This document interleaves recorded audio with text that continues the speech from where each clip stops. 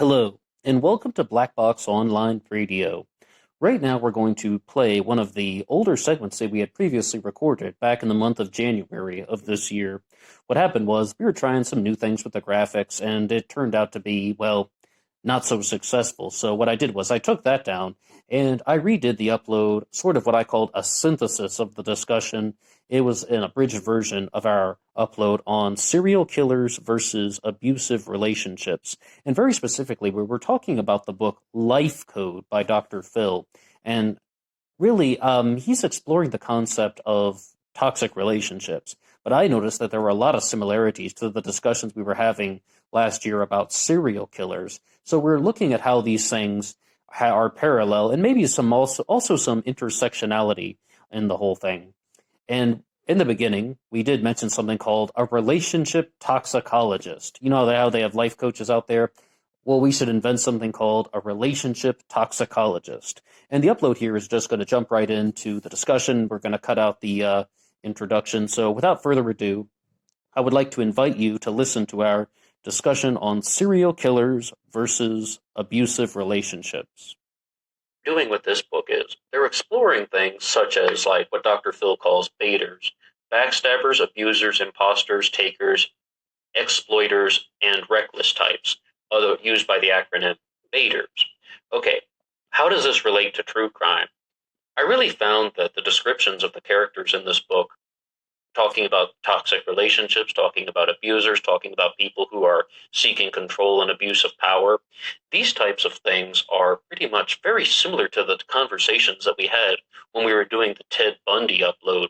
Like, for example, they're talking about people who prey off of someone else's vulnerability, isolating victims and exploiting them for their own gains. It's very similar to the way that a lot of these serial killer uploads that we've mentioned have gone on. And there's a very specific example.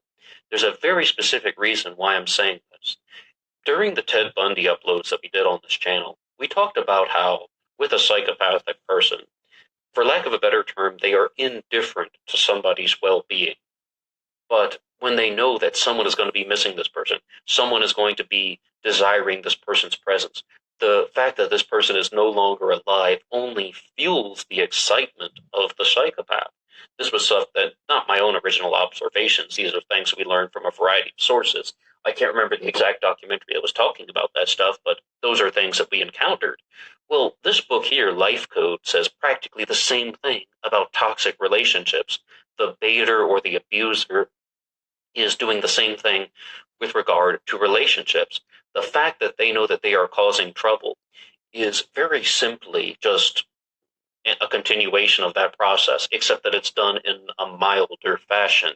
It's done in a way that they are not caring about the person. And the fact that there is suffering, the fact that there is misery, only fuels their excitement. Now, I think, though, we need to make a very big differentiation between some of the psychopathic torture murderers and the sexually based serial killers. Like Ted Bundy was level 17 on Dr. Michael Stone's hierarchy of evil. He was a sexually driven serial killer. And then level 22, the highest and most severe level, were people like Jeffrey Dahmer and John Wayne Gacy, who were the psychopathic torture murderers, people that would torture somebody to death for their own gratification. If we can kind of make a differentiation between those types of crimes and other types of elements in the true crime world, what I like to call the forensic files style murder, because very simply, when I was watching Forensic Files and listening to the Forensic Files podcast regularly last year, it just seemed every other episode was the same. Someone murdered their spouse for the life insurance policy. Somebody murdered their business partner to gain control of the business. This enters into something that is actually addressed here in this book, Life Code, as a new type of evil. And I was very surprised that that would be referred to as a type of evil. Of course, it would be ranked on Dr. Michael Stone's hierarchy of evil. But when you think of the word evil, you don't always just come to mind about somebody like betraying their spouse, even if you're going to be talking about murder. I mean, it's definitely not the first thing that comes to mind. I often more think about things like serial killers and mass shooters when we're going to be talking about the concept of evil. But when you're mentioning that, the things that are mentioned in Life Code are very simple. They're like, this person chose to do this. This is purely based on choice. They chose not to go about this in the moral and ethical way. They chose to go and commit this premeditated murder for their own selfishness, because of greed, because they didn't want to earn the money in any honest fashion, because they didn't want to gain control of the business in any honest manner. So they murdered their spouse, they murdered their business partner. And that is a very particular type of evil in its own self. I mean, like, why didn't this person want to obtain their money through a more just and ethical means? Did they not have the ability to do so? I mean, what really drove them to murder? And one of the things when we were reviewing a lot of the cases that we talked about on Forensic Files was simply that I think egoism has a very large role to play in something like that. And I would say egoism because it's like this person just thinks that they are so brilliant, that they have such a well calculated master plan, that they're going to murder their spouse, murder their business partner, as well as other things you encounter in Forensic Files and 48 Hours, like somebody accidentally causes the death of their stepchild or their girlfriend, and then they bury the body because they don't want to get charged with manslaughter, but they do anyway. I mean, those types of things. It's really egoism. They just think that they're so brilliant that they won't get caught, or that they can outsmart the police, that they can deceive everybody, that they are some type of master manipulator and persuader. What I would say about that is just, I mean, it's its own type of evil. The reason why I excluded sexually based serial killers and psychopathic torture murderers like Ted Bundy and Jeffrey Dahmer and John Wayne Gacy is those people are driven by urges to kill. They're trying to satiate an urge. It's not so simply as they want money or something like that. And I just think that there is a kind of more serious issue going on if the person is driven by a very big sexual urge.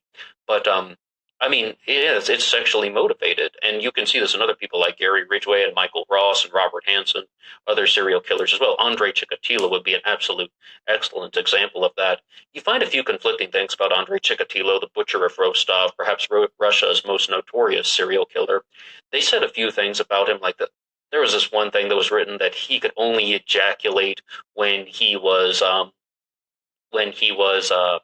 committing murders, like when he was going through the act of murder.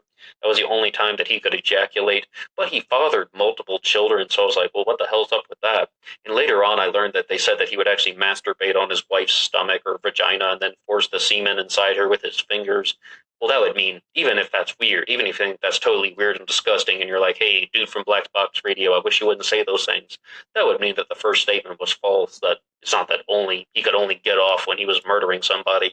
So when you're kind of just on the internet, you're learning about these things, you really do find a lot of conflicting things out there. And once again, that was from Andre Chikatilo, the butcher of Rostov. But the whole point is, those people are driven by urges, where I would believe that somebody who is killing their business partner is not. That is more of a premeditated event where they're just trying to enhance their own personal gains. It's all done for gratification, but I think that the impulse factor is quite different in something like that. Now, the reason why we're tying this all into relationships is it's because it's about choice. There are a couple things that we have in life about the cycles of abuse, but one of the things I thought was a very strong stance that was taken in the book Life Code is that even if someone has been through abuse in the past, they still have the ability to make choice. The person who murders their business partner or their significant other for the insurance policy money, that person had a choice and they chose to do the illegal action. They chose to do the wrong action. They chose to do the evil action. The same way that someone who is abusing somebody in their life has the ability to choose what they're doing. They are completely aware of the situation. And yes, if somebody's like beating their significant other, they're aware of what they're doing, as well as they might find ways to self-justify it. But even the emotional manipulators and the verbal abusers, they are also aware of what they're doing. And very little sympathy was shown to them in the book Life Code. It's like these people know exactly what they're doing, and they're choosing voluntarily to do it anyway. We've mentioned a few things about the cycle of destructive behaviors and the recreation of the cycle of destructive behaviors when we've been following true crime cases. Some people import destruction upon themselves. Like if someone has been through abuse in the past, they will import destruction into themselves, like maybe alcoholics, drug addicts, promiscuous and risky behavior. They will go about it in that way. The reason why I say import is because if you're becoming like, the way that they deal with the abusive things that they had in the past was to turn to things like drugs and addiction, turn to things like alcoholism, promiscuous and risky behavior. Might be the ways that they can deal with the situation, even though it is a destructive thing. That's their destructive coping mechanism. Other people export the cycle of destructive behaviors, meaning that they were the victims of abuse, and once they have kind of found someone in their life who is somewhat of an ordinary person, somewhat of a stable person, they, instead of saying, oh, well, I guess everything is good now, I'm now free from the cycle of destructive behaviors. No, absolutely not. They export their negativity outward. They export the abuse, and they start abusing someone in a vulnerable place. This is exactly one of the points that is mentioned in Dr. Phil's Nefarious 15. One of the points that is he has 15 things that we want to avoid in relationships, and you want to look out for how people are abusive and controlling. It's called the Nefarious 15. And that one of them is you isolate the victims, and you isolate the person that is becoming the target of the abuse. And this is how people will do things to you. The abuser will find someone who's in a vulnerable position, and then instead of recognizing the value of this person and their supportive role, they will start to abuse someone whom they believe is not going to fight back and not going to challenge the system. So the cycle of destructive behaviors functions in a variety of ways. I've never heard anybody exactly break it down in the concept of importing and exporting, like importing doing things to your own body, exporting doing things to other people. But I mean, I think that that's the way that I've heard people describe it. They just haven't used that import-export exact vocabulary. But what I would say about this is just that we can recognize that there are patterns of destructive behaviors, and the patterns can slowly escalate. And it was just very surprising to me that a lot of the things that they were saying about serial killers could be very relevant to toxic relationships. I mean, it's about abuse and control of power, and someone is getting off on the manipulation. And I think that that's kind of just, I mean, it's a similarity and a difference at the same time. I know that sounds really paradoxical, but both of them are getting off on the power of it. Like, the abusive person in a relationship is all about the manipulation factor, whereas somebody who is, like we mentioned, the sexually driven serial killer, it is definitely about power. Because remember the trinity of true crime sexual deviance: power, sexuality, and domination. Oh, sorry, no, aggression, sexuality, and domination is the trinity of true crime sexual deviance. Those three things are always going to be present at once. So if somebody is committing a sexually based crime, it's almost always to do with something associated with power. So power is very important for anyone who's a kind of sexually based criminal. Whereas you have some other things, especially the psychopathic torture murderers, the sexually driven serial killers.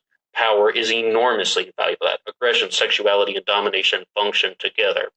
Now, when you have some things like abusive relationships, I think maybe the parallelism, if I'm using that word correctly, the parallelism that we have going on with that is it's about manipulation. It's just about making people do something. We were mentioning like this one case. I don't even remember the guy's name. It was something that we heard on the podcast First Degree. We had it like we did a little bit of a kind of debate playing other various sides of the issue. Something about someone's psychopathic boyfriend. I forget his name. I think it was Tyler something, but the whole thing is, he just goes on a road trip with his girlfriend and he gives her a loaf of bread and says, you're only allowed to eat this loaf of bread during the whole car trip. He can eat whatever he wants, but she has to eat the loaf of bread. Power, manipulation, controlling other people. That is all the functionality of this whole thing. This is how this thing is functioning. And people are going to be developing a lot of abusive characteristics in relationships. And a lot of the things that we've talked about on this channel is really looking at what are the reasons why this happens in people. And I'm not some psychologist or I'm not some sociologist or someone who can give you perfect answers, but we've been really exploring the sort of reasons that would drive people to commit these kind of heinous crimes like Jeffrey Dahmer and John Wayne Gacy, for example. But what they're sort of exploring in the book Life Code is you can look at the reasons why things happen.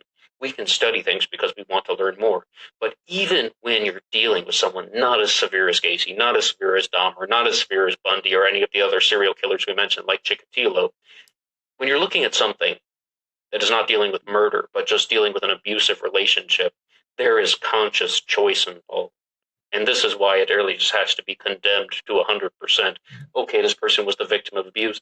No, there was conscious choice involved. This person knows that they are beating their girlfriend. This person knows that they are verbally abusing their boyfriend. This person knows that they are perpetuating destructive behavior, that they are fostering destructive behavior, and they know that they're becoming a very dominant and manipulative figure. So it's like, I think that this stuff is it's a really interesting thing that we can explore.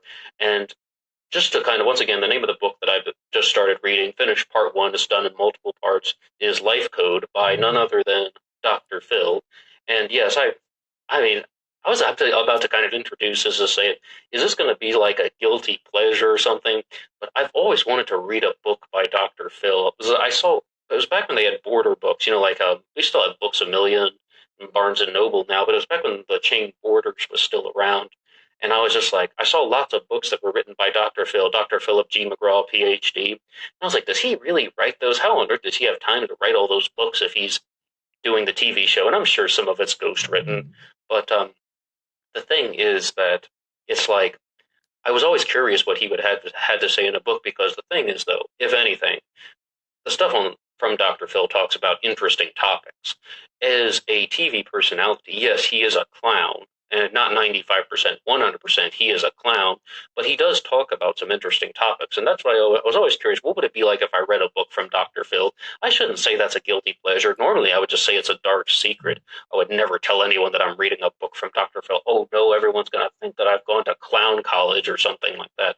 But in reality, what was that joke they said on Family Guy? Hey, it actually wasn't that bad when you read a book or something like that.